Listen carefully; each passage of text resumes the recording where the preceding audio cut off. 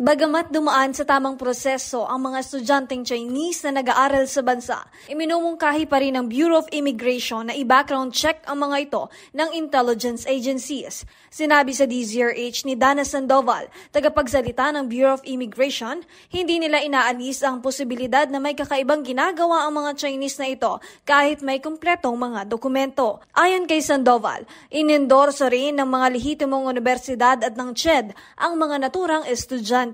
They were endorsed by a legitimate university, bali malaking paaralan po ito. And then they were also endorsed by CHED. So wala po tayong nakikitang hindi tama sa aspetong yon. Pero tama lamang po, marapat lamang din po na tingnan ito on the security side. Doon po sa interagency natin on foreign students, yung nakatingin po on the security side is NBI and NICA.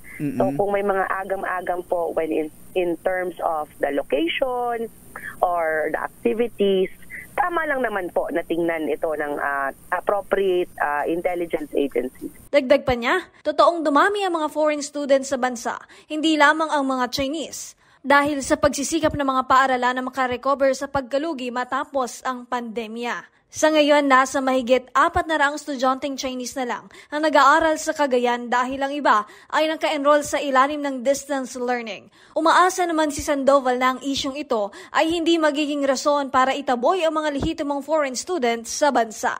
Para sa MBC TV Network News, ito si Aliyah Ikatlo, Sama-sama Tayo Pilipino.